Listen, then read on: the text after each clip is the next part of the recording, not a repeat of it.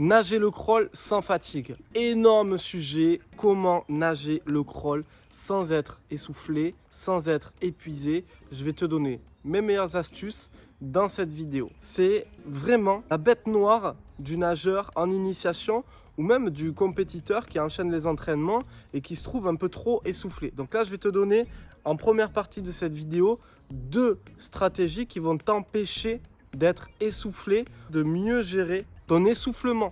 Deuxième partie de la vidéo, je vais te dire comment avoir une aisance aquatique remarquable et comment cette aisance aquatique va te permettre d'éviter toute forme d'essoufflement dans tes entraînements. Enfin, partie 3 de la vidéo, comment développer des appuis solides et comment ces appuis vont te permettre de ne plus manquer de souffle à l'entraînement. Le pouce bleu s'il vous plaît. Abonnez-vous à cette chaîne YouTube pour ne pas manquer les vidéos le lundi, le mercredi et le vendredi. Et marquez-moi en commentaire quelle est votre première expérience de longue distance en natation. La première fois par exemple que tu as essayé de nager 100 mètres. Et marquez-moi un petit peu comment ça s'est passé dans les commentaires. C'est parti pour la vidéo. Première partie, 3 stratégies pour ne plus manquer de souffle. Mais avant, j'aimerais faire un petit rappel. Sous la surface, tu dois expirer. Hors de la surface, tu dois inspirer. Et tu dois gérer à quel point tu vas souffler ou quelle est la force de ton souffle sous l'eau et comment tu dois inspirer hors de l'eau. Et comme ça, tu pourras gérer ton essoufflement. La stratégie 1, elle est hyper simple.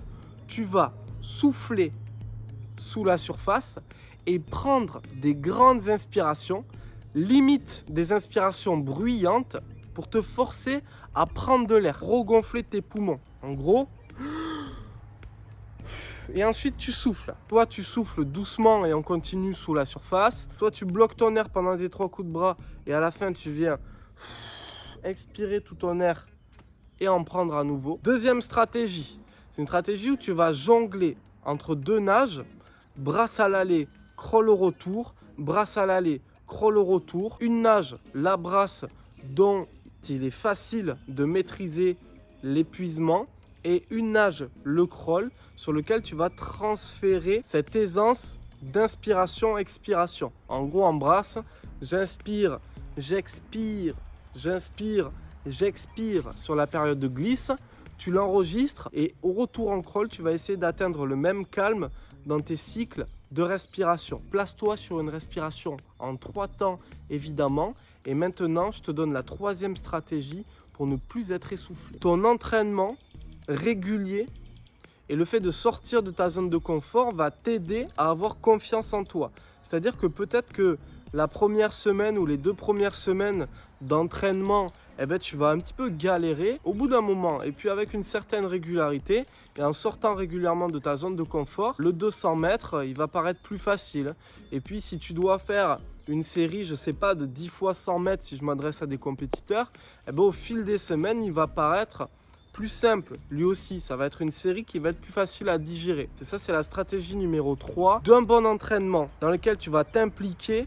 Va naître une belle confiance. Mettre de la régularité dans tes entraînements et du sérieux dans tes entraînements pour pouvoir apercevoir le bénéfice sur certaines séries longue distance. Avoir une aisance aquatique remarquable pour nager sans être à bout de souffle. L'aisance aquatique, ça veut dire quoi? Avoir conscience de ton corps, avoir conscience de tes appuis, avoir conscience de ton rythme. Bon, les motos, elles me font serrer. Donc là, on va la re-entendre. L'aisance aquatique, ça veut dire quoi? Avoir conscience de ton corps dans l'élément aquatique, avoir conscience de tes appuis et avoir conscience de ton rythme. Effort d'un côté, glisse de l'autre. Les appuis, on va en parler un peu plus tard. La conscience de ton corps dans l'espace aquatique, elle est hyper importante à développer à travers plusieurs thèmes. Fais tes coulées, fais tes reprises de nage, fais tes culbutes, essaie d'intégrer des 4 nages à ton entraînement et ceci va faire naître une meilleure aisance aquatique.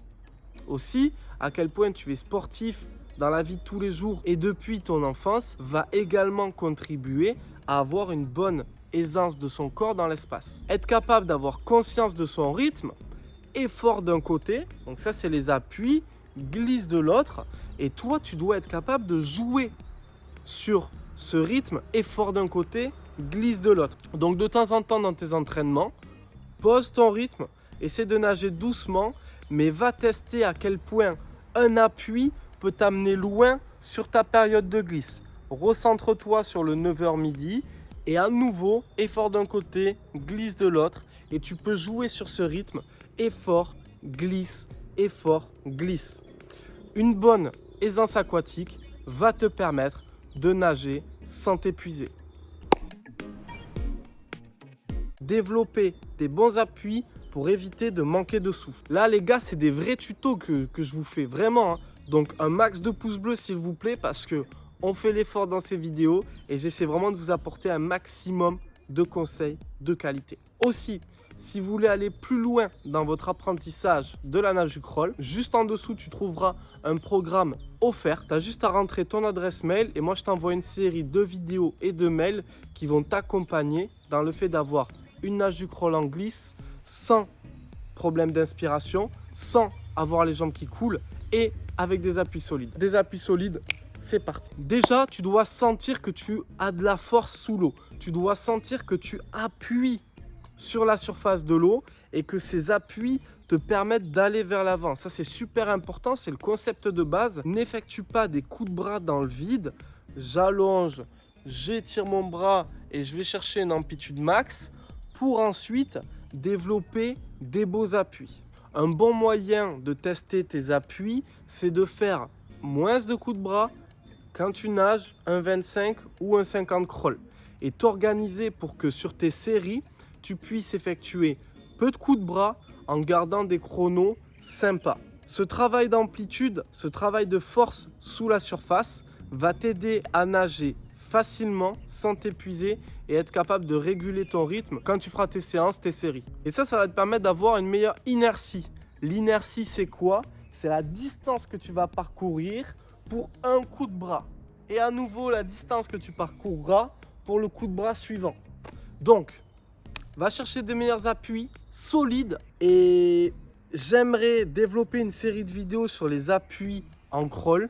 Donc, un maximum de pouces bleus et j'aimerais voir votre intérêt dans les commentaires si jamais ça vous intéresse. Abonnez-vous, un max de coups de bras bleus, des coups de bras bleus, hein, ça peut être marrant. Dans la description, programme offert, nager le crawl en glisse sans être essoufflé, sans avoir les jambes qui tombent et avec des appuis solides.